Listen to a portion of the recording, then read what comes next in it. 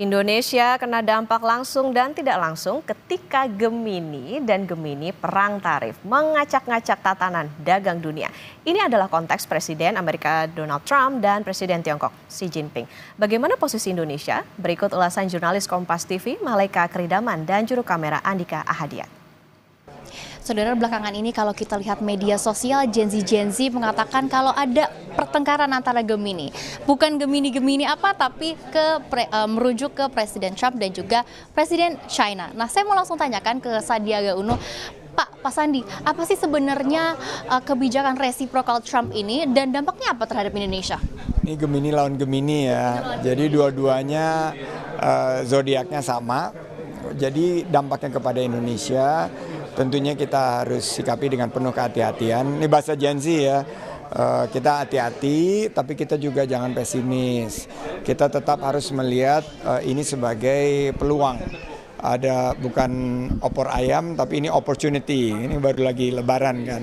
Jadi ada beberapa peluang yang bisa kita dapatkan kalau kita cermat untuk melihat dalam 90 hari ke depan produk-produk kita yang seperti tekstil kita harus bantu untuk bernegosiasi agar tarifnya ini tidak di 34%, juga produk alas kaki. Nah, ke depannya ini peluang buat kita agar produk-produk tersebut tidak hanya dikirimkan atau diekspor ke Amerika, tapi justru dengan mencintai produk-produk Indonesia, kita bisa membeli barang-barang produk-produk Indonesia tersebut dari industri kita, sehingga kita memperkuat ketangguhan daripada ekonomi kita.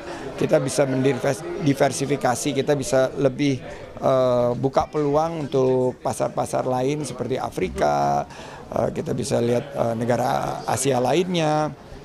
Dan ada peluang-peluang di bisnis kesehatan, di bisnis pendidikan, di industri hijau, ekonomi baru, teknologi yang kita justru bisa menarik investasi. Jadi kalau saya melihatnya bahwa ini masih menyisakan peluang, tapi tentunya kita harus berhati-hati karena dampak ekonominya ini akan gonjang-ganjing pasar keuangan, rupiah mungkin agak tertekan, tapi ini harus kita sikapi dengan selain kehati-hatian mencari peluang untuk tetap bisa optimis membuka peluang usaha dan lapangan kerja.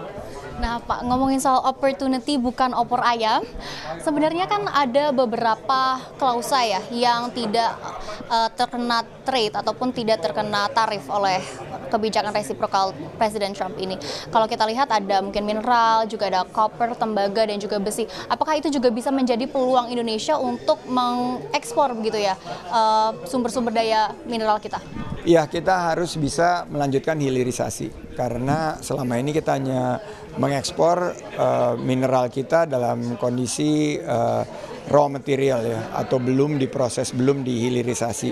Dan ini sangat merugikan kita karena nilai tambahnya tidak kita terima, lapangan kerjanya tidak tercipta.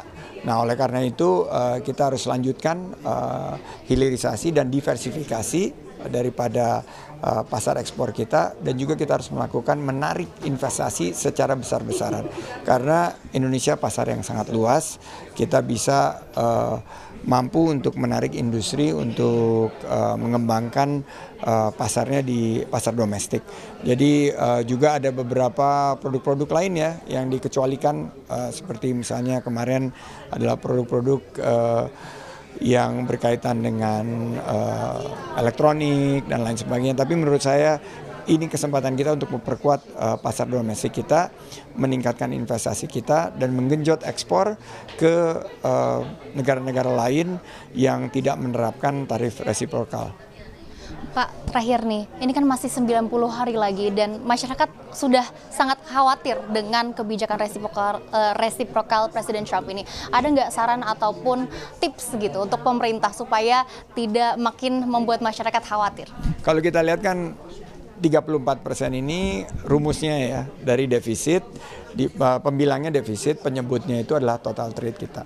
Nah, kita dikena 34% ini kan ada defisit.